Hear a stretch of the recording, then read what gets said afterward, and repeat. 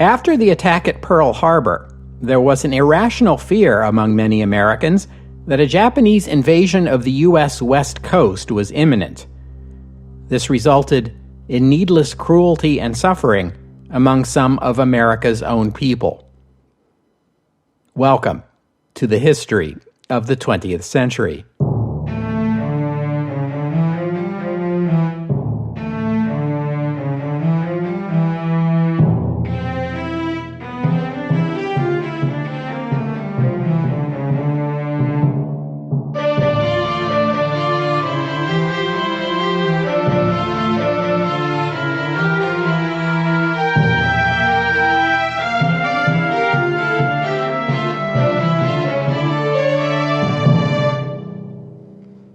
Episode 359, Order 9066. The subject of immigration to the United States from East Asian nations has come up repeatedly on this podcast. The earliest such immigrants were Chinese. Most of them were men, and most of them came to California during the period of roughly 1850 to 1880, drawn by work opportunities related to the California Gold Rush and the expansion of the railroads. Chinese immigrants faced a great deal of racial prejudice, especially in the Pacific coastal states of California, Oregon, and Washington. Chinese immigrants were widely perceived as unfairly taking jobs from white workers. Opposition to immigration from China became so intense that in 1882 the U.S. Congress passed the Chinese Exclusion Act, which entirely prohibited Chinese people from immigrating to the United States at all, with a few narrow exceptions. The act applied not only to immigrants from China itself, but to all ethnic Chinese, regardless of their national origin. It barred Chinese already resident in America from acquiring U.S. citizenship. It provided that ethnic Chinese residents who left the United States could not re-enter the country. It even prohibited family reunification, which was a big deal because many of these immigrant workers were men who left wives and children behind, intending to send for them after they established themselves in America. The act made that impossible. It even made it impossible for these men to visit their families unless they were willing to give up their U.S. residency.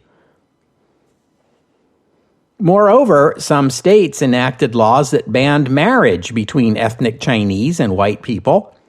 Some had laws barring ethnic Chinese from owning real property or holding public office. Ethnic Chinese children were sometimes taught in segregated schools.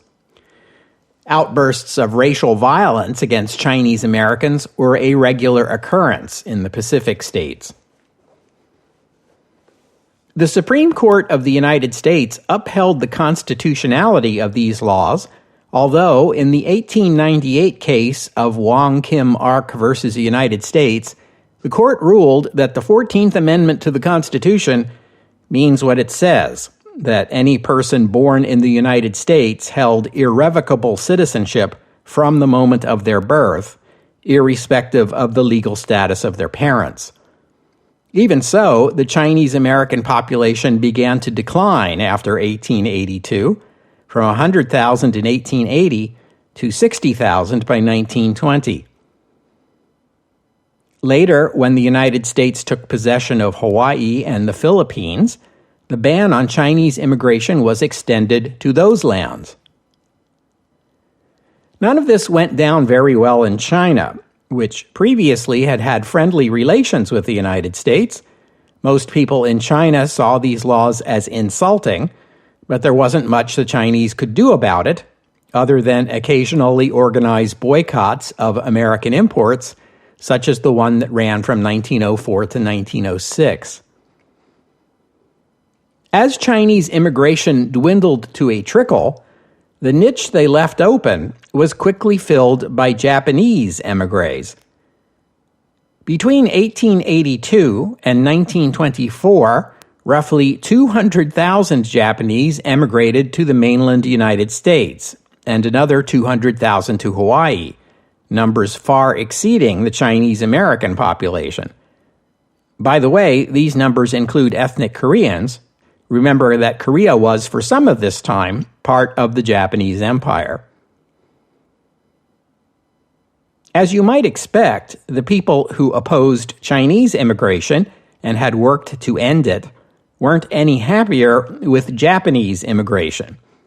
You'll recall that in 1907, the San Francisco School Board sparked an international incident when it decided to move Japanese American and Korean American students from its white schools to its Chinese schools.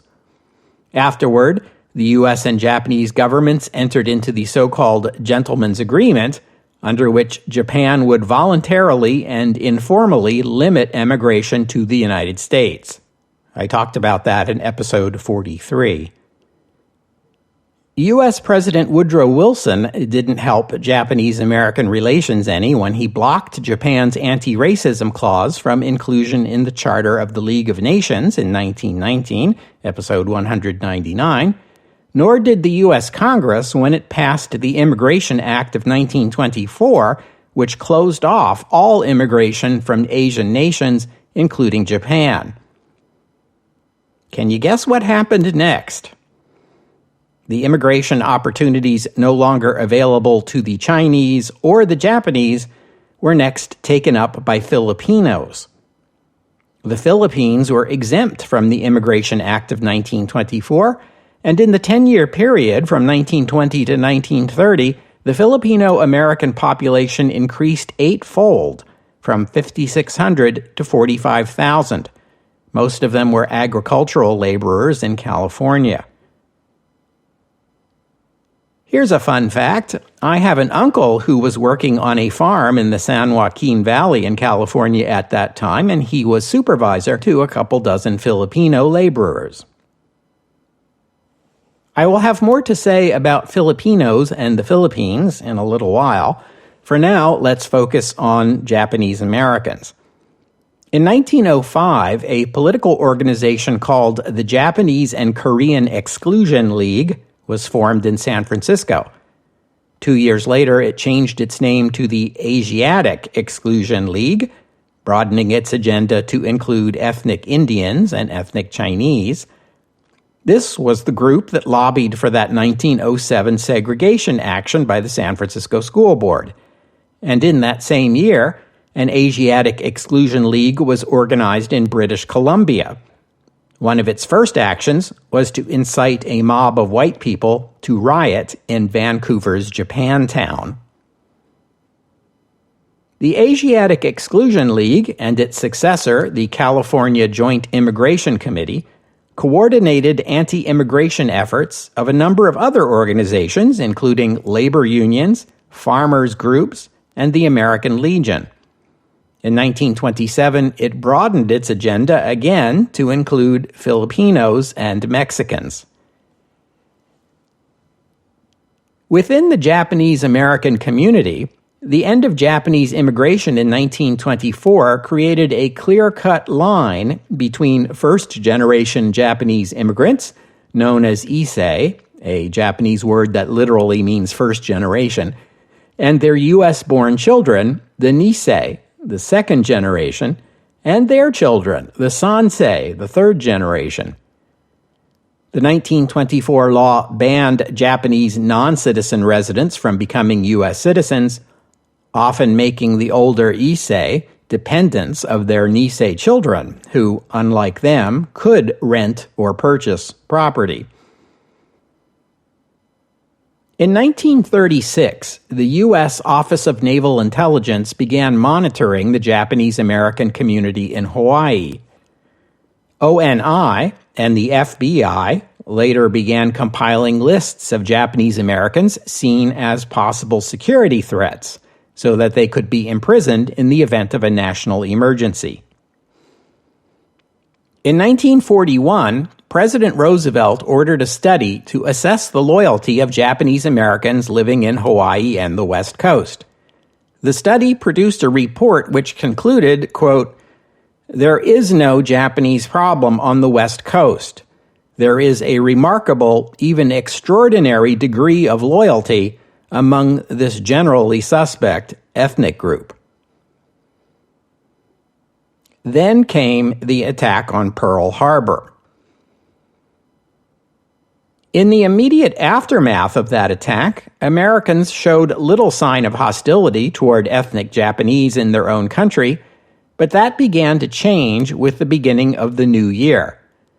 Japanese land and naval forces were expanding their reach throughout the Western Pacific at a breathtaking pace, while the U.S. and its allies reeled from one defeat to another. Many Americans began to think that a Japanese invasion of the west coast of the United States was in the offing.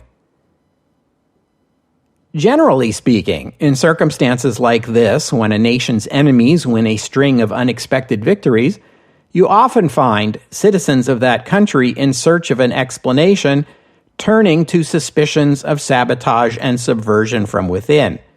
They think, it can't be possible that the enemy fights that much better than we do. They must be engaged in some kind of devious infiltration of our nation and our military. And so it was in the America of 1942, with Japanese Americans the target of these kinds of suspicions. The vast majority of mainland Japanese Americans lived in California at this time, where there was already a long-simmering racial animosity toward them, as we've seen, and California seemed the most likely landing site of the feared Japanese invasion. The combination of these three facts would lead to dark deeds.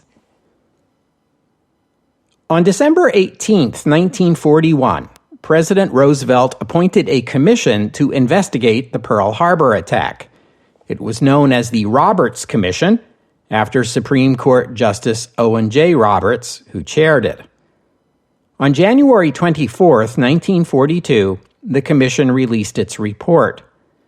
Its most important finding was that Admiral Kimmel and General Short, the Navy and Army commanders on the scene at Pearl Harbor, were guilty of dereliction of duty.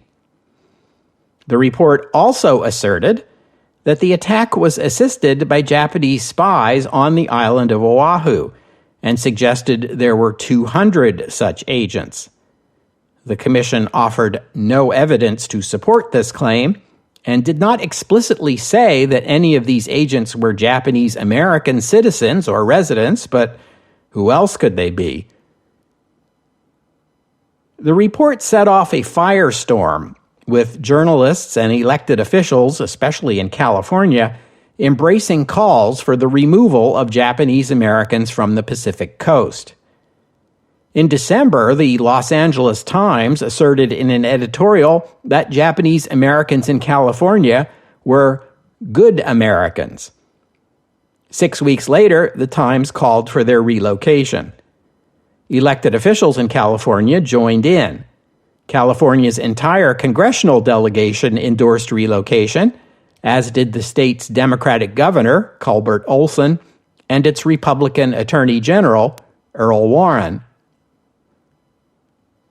U.S. Army Lieutenant General John DeWitt, commander of the Army's Western Defense Command, which was responsible for the defense of the U.S. Pacific coast, was outspoken in his fears both of a Japanese attack on the West Coast and of sabotage conducted by Japanese Americans.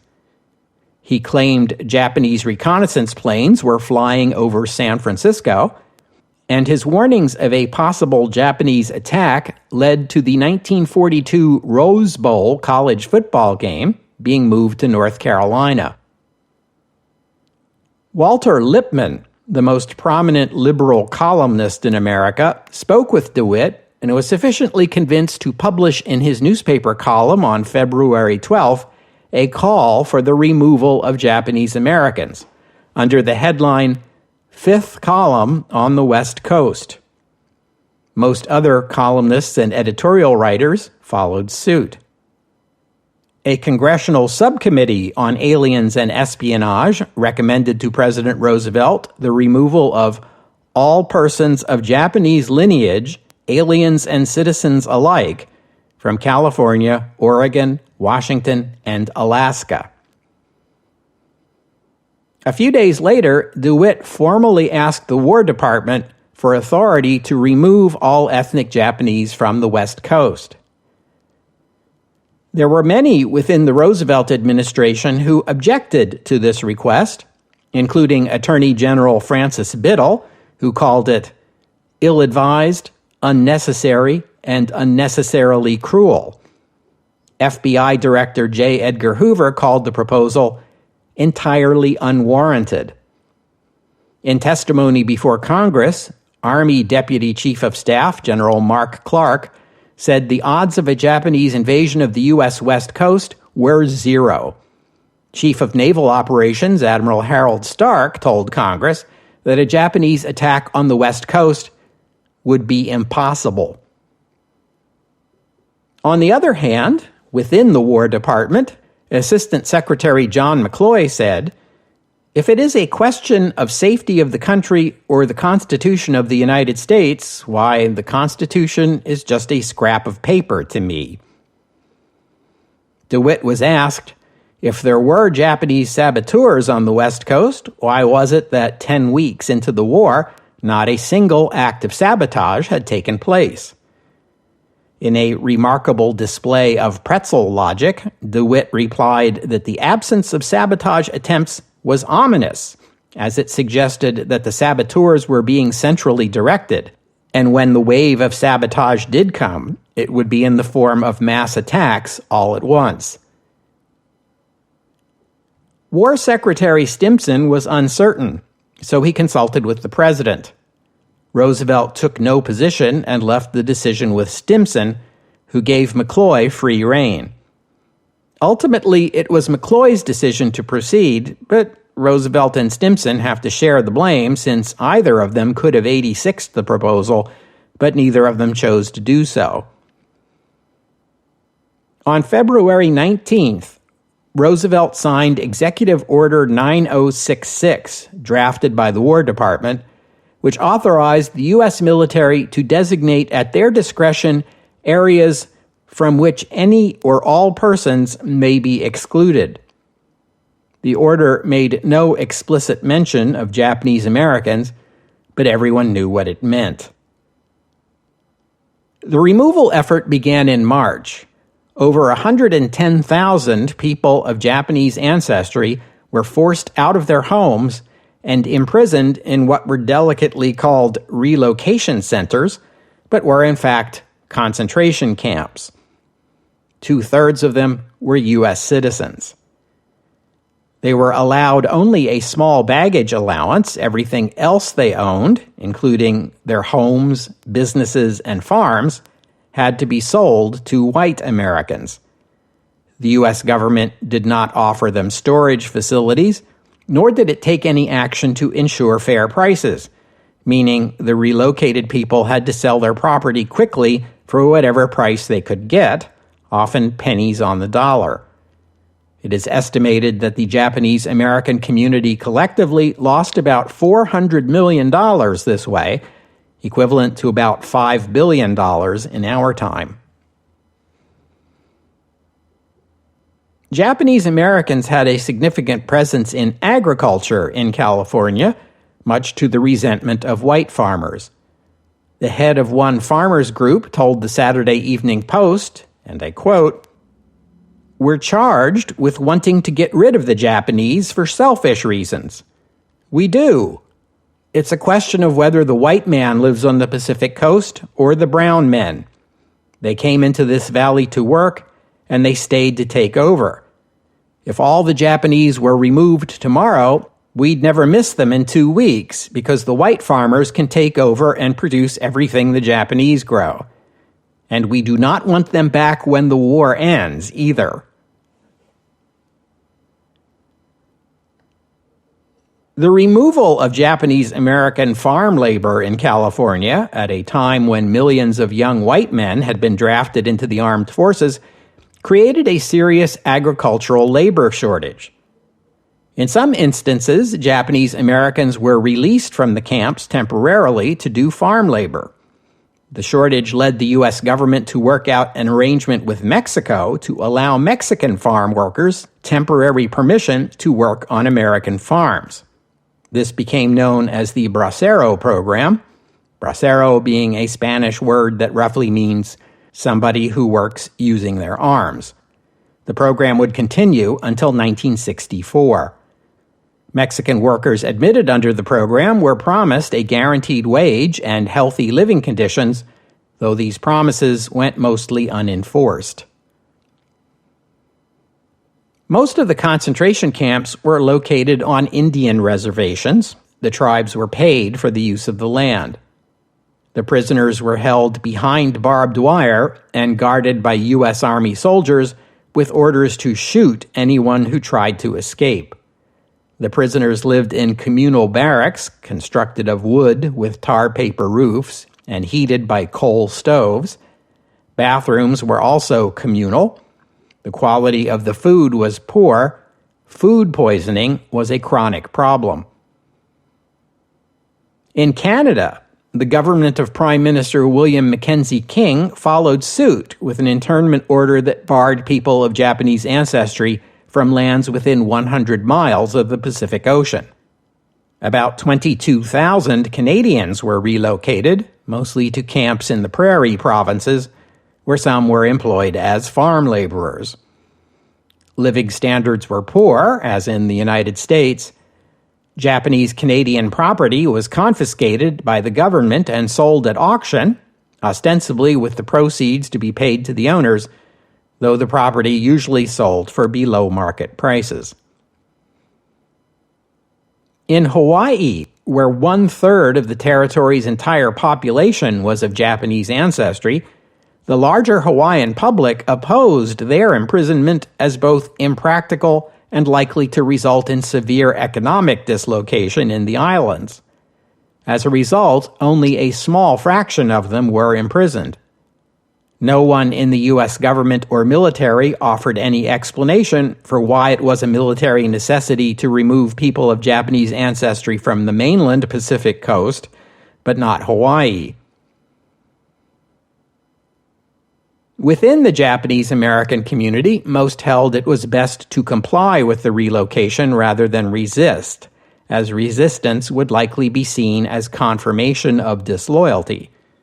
But there were lawsuits, which culminated in the Supreme Court's December 1944 decision, Korematsu v. United States, in which the court, by a 6-3 margin, upheld the exclusion of Japanese Americans. The decision has been called a stain on American jurisprudence. Even so, in Ex parte Endo, another decision handed down the same day, the court held unanimously that the U.S. government could not detain a U.S. citizen absent any evidence of disloyalty. In other words, relocation was one thing, detention was a whole other thing. In response to the Supreme Court, the Roosevelt administration rescinded the removal order and began allowing Japanese Americans to return to the Pacific coast.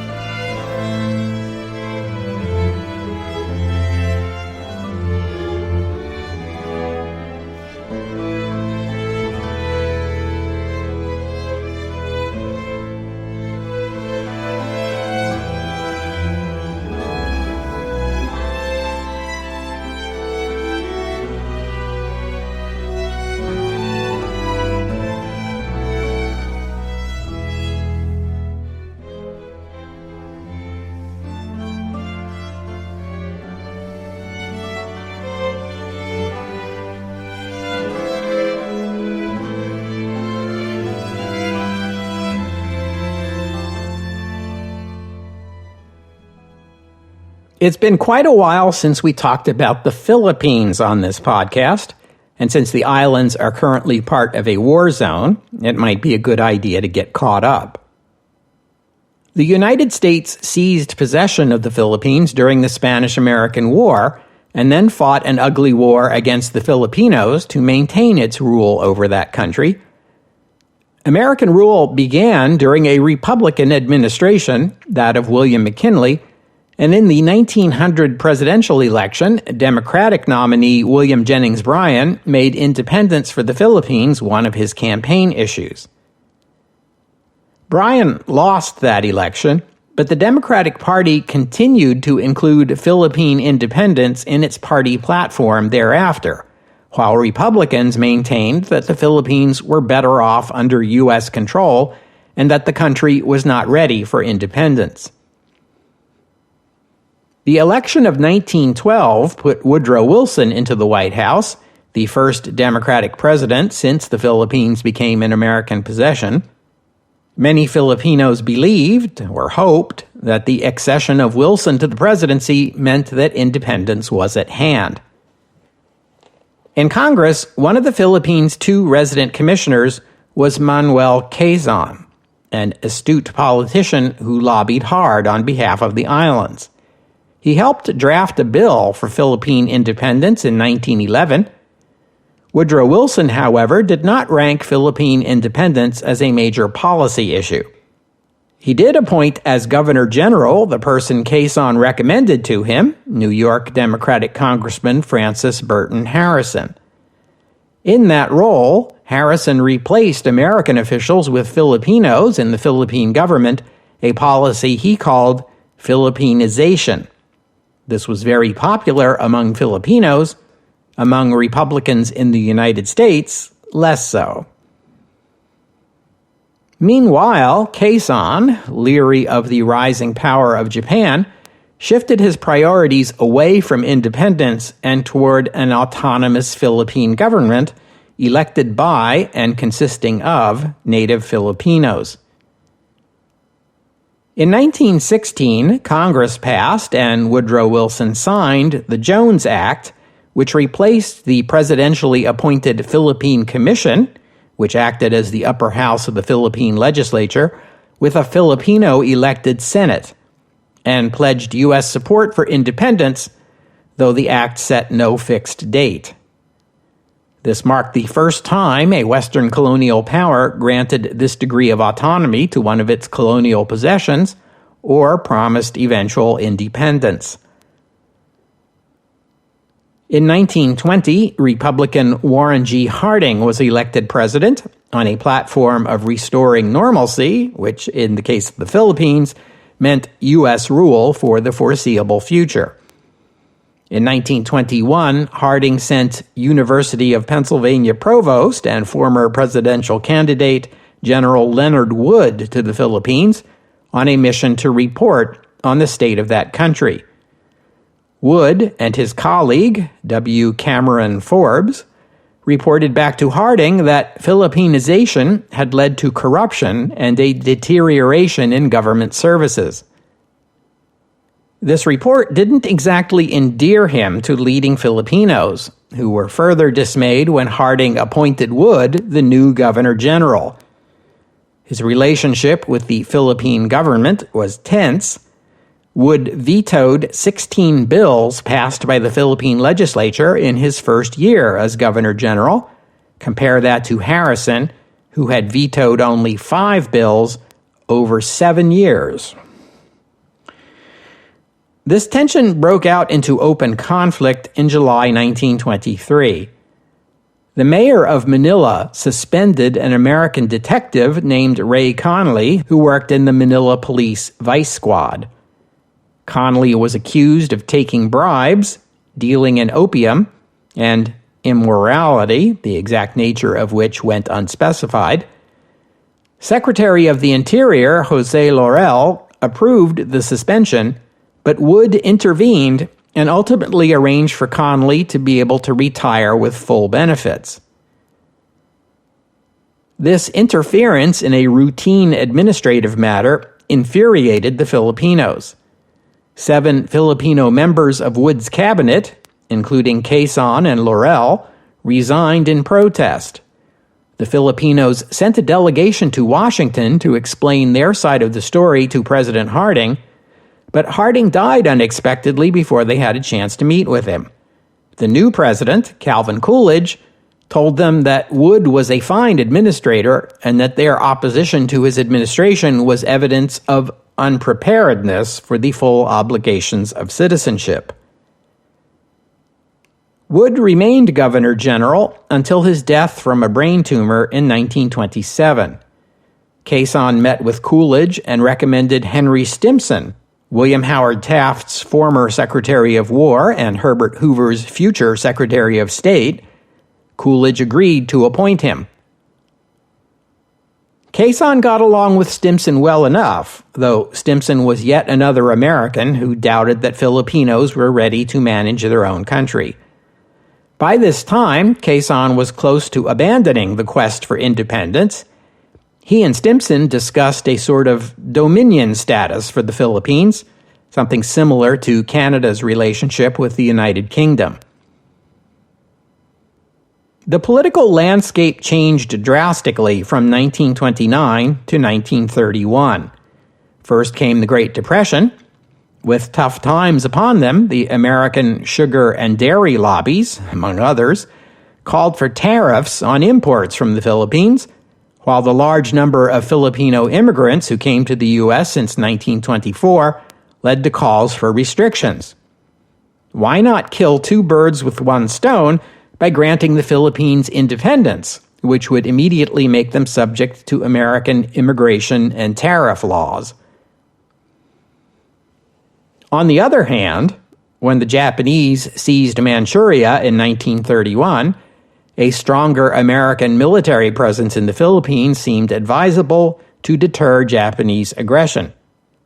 The British and the Dutch certainly thought so. They pressed the American government either to beef up defense of the archipelago or else let them do it. Arthur MacArthur's son, Douglas MacArthur, former military commander of the Philippines and now U.S. Army Chief of Staff, agreed. But with the Depression on and government revenues shrinking, Herbert Hoover was hesitant about spending more money on the defense of the distant Philippines. Many anti-war Americans agreed and called for Philippine independence as a means to keeping the United States out of any future war. From the Philippine point of view, the Great Depression and Japanese militarism were two excellent arguments for maintaining the status quo with the United States, at least for a while. Manuel Quezon began to float the idea of independence after a 10 to 20 year transition period. In 1932, after the Democrats took control of Congress, a bill that provided for Philippine independence after a 5-year transition easily passed the House of Representatives, with representatives from farm states fully in support. Most of the opposition came from industrial states, which were reluctant to give up the captive Philippine market. The Senate was less enthusiastic, but by January 1933, the two houses compromised on independence after a 10-year transition, during which the Philippines would be an autonomous commonwealth. Herbert Hoover, who was in his stubborn, I'm the smartest man in the room, so just shut up and do what I say, phase at the time, promptly vetoed the bill. Congress promptly overrode his veto. But the bill also required the assent of the Philippine legislature, and Manuel Quezon arranged for the Philippine Senate to reject it, on the argument that he could get a better deal from the Americans, Quezon's idea of a better deal being one that had his name on it. After negotiations with the Roosevelt administration, Congress passed a new bill with only minor changes from the earlier law, the one that the Filipino Senate rejected. Quezon returned home in triumph, declaring the bill a great victory for the Philippines, and got the Philippine legislature to ratify it. Manuel Quezon would then win election as the first president of the Commonwealth of the Philippines, set to govern over a 10-year transition to independence scheduled for 1946. Quezon was inaugurated on November 15, 1935. Among the American dignitaries at the inauguration ceremony was General Douglas MacArthur, who had a long and complicated relationship with the Philippines, beginning with his father, Arthur MacArthur, who, as you already know, served as military governor of the Philippines during the Philippine-American War. Douglas graduated from West Point, served in the Veracruz occupation in 1914 and in the First World War. He became known both for his reckless heroism and his flamboyant style, which included some eccentric deviations from the regulation U.S. Army uniform. Some soldiers derided him by referring to him as Beau Brummel. MacArthur explained it this way: "It's the orders you disobey that make you famous." After the war, he became superintendent of West Point, then one of the youngest generals in the Army, and eventually rose to the command of the U.S. Army in the Philippines. In that role, he developed a good relationship with leading Filipinos, including Quezon. He was far more willing to mingle with Filipinos socially than were most American expatriates in Manila, who were offended by his affection for brown people. Ironically, one of his tasks in the Philippines was to survey the Bataan Peninsula as a part of Plan Orange, the Army war plan for defending the islands. In 1930, MacArthur became Army Chief of Staff, and it was in that position that MacArthur sicked his troops on the Bonus Army in Washington in 1932, episode 280. By this time, MacArthur had been married, divorced, and was now carrying on an affair with a Filipino woman. MacArthur got along not at all well with the new President Roosevelt, and the feeling was mutual. Recall that Roosevelt had once called MacArthur a Mussolini in waiting. When Manuel Quezon was elected president of the Philippines, he invited his old friend to become military advisor to the new Philippine government. MacArthur agreed, and Roosevelt, who was happy to get rid of him, approved the arrangement. On the way to the Philippines, aboard the ship SS President Hoover, the 55-year-old MacArthur met a woman of 37 named Jean Marie Faircloth.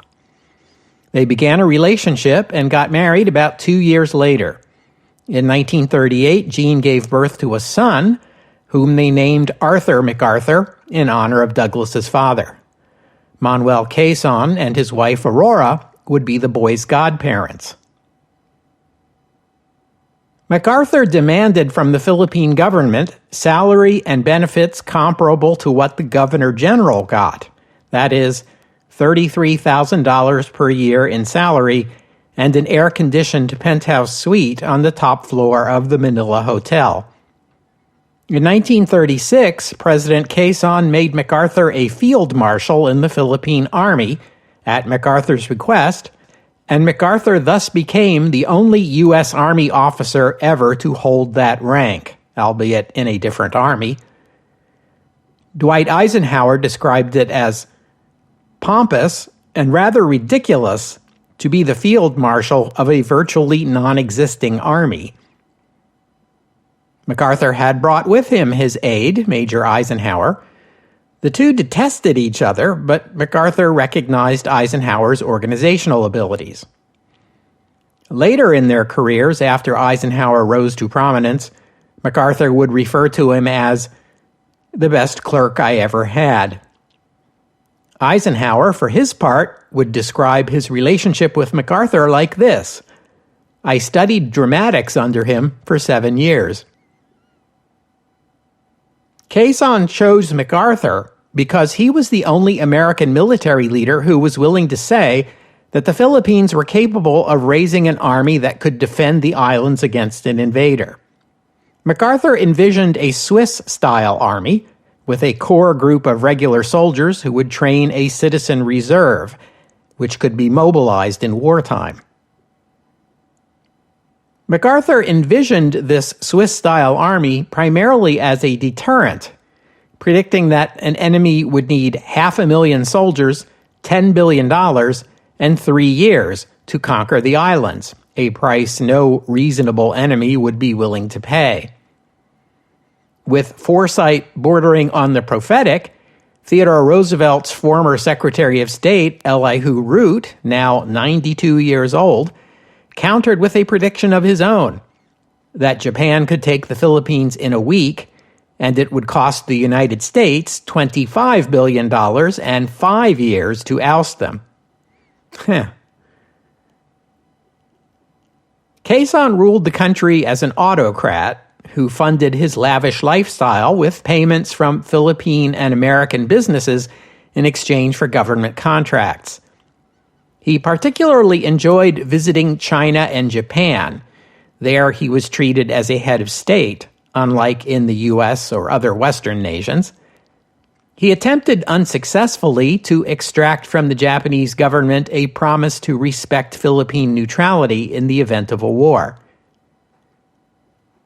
Back home in the islands, the combination of the Great Depression and a rapidly increasing birth rate led to widespread poverty, unrest, and occasional violence. MacArthur focused on creating an army that could repel an invader, when perhaps the islands needed an army capable of controlling violence at home. Eisenhower got stuck with the job of organizing this new army, and from the beginning he doubted the prospects for success. Local draft boards were lax. Young men dodged military service simply by leaving town for a while. Weapons and provisions were inadequate, and the pay was, in Eisenhower's words, cigarette money. The recruits were uneducated and undisciplined, while their officers overlooked their chronic disobedience of orders. MacArthur sent along optimistic reports to Washington, while privately Eisenhower argued with him over the state of the new army. In 1939, Eisenhower left the Philippines in frustration, saying, "I can't afford to go on teaching schoolboys." Quezon said of him, "Whenever I asked Ike for an opinion, I got an answer. It may not have been what I wanted to hear, but it was always a straightforward and honest answer." Quezon by then had accepted the unpleasant reality. Switzerland was a landlocked country in the Alps. The Philippines were an archipelago with 36,000 kilometers of coastline, comparable to the east coast of the United States from Maine to Texas. So much coastline could never be defended against a determined invader. Quezon cut the military budget, closed some training camps, and began to snub his old friend, forcing MacArthur to deal with Jorge Vargas, his personal secretary. MacArthur once told Vargas, "Someday your boss is going to want to see me more than I want to see him." Quezon's dilemma was this. America didn't want to spend the money required to defend the islands, and the Philippines were not in a condition to defend themselves. His only other option was to try to maintain cordial relations with Japan and hope the Japanese would be satisfied with that. Of course, they weren't. In July 1941, as tensions with Japan were rising, President Roosevelt federalized the Philippine Army and reactivated MacArthur in the U.S. Army, appointing him commander of U.S. Army forces in the Far East, a joint Philippine-American force. Between July and December, as part of the U.S. military buildup in the Pacific, thousands of U.S. soldiers and large amounts of equipment were shipped to the islands from the U.S., though the buildup was still incomplete when the Japanese attacked. For example, only 35 of a projected 100 B-17 bombers had been delivered when the war began. The Japanese attacked the Philippines on December 8, 1941, and I already told you how that turned out. On December 22nd, MacArthur was promoted to a full 4-star general. In March 1942, President Roosevelt ordered MacArthur to leave the Philippines for Australia. Army Chief of Staff George Marshall afterward decided to award MacArthur the Medal of Honor.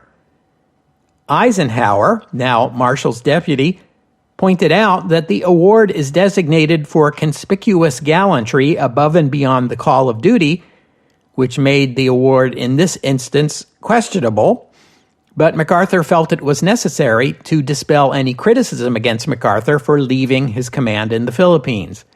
So MacArthur got the award. This made him and his father Arthur the first father-son pair both to receive America's highest military decoration. And as I'm sure you know, when MacArthur arrived in Australia, he famously declared, "I came through and I shall return." He frequently repeated this vow. The War Department asked him to change it to "we shall return," but he never did. We'll have to stop there for today. I thank you for listening, and I'd especially like to thank Drew and Suzanne for their kind donations, and thank you to Ken for becoming a patron of the podcast. Donors and patrons like Drew and Suzanne and Ken help cover the costs of making this show, which in turn keeps the podcast available free for everyone. So my thanks to them and to all of you who have pitched in and helped out. If you'd like to become a patron or make a donation, you are most welcome. Just visit the website, historyofthe20thcentury.com, and click on the PayPal or Patreon buttons. The podcast website also contains notes about the music used on the podcast. Sometimes it's my own work, sometimes it's licensed, but many times the music you hear here is free and downloadable. If you hear a piece of music on the podcast and you'd like to know more about it, including the composer, the performers, and a link to where you can download it, that would be the place to go. And while you're there, you can always leave a comment and let me know what you thought about today's show.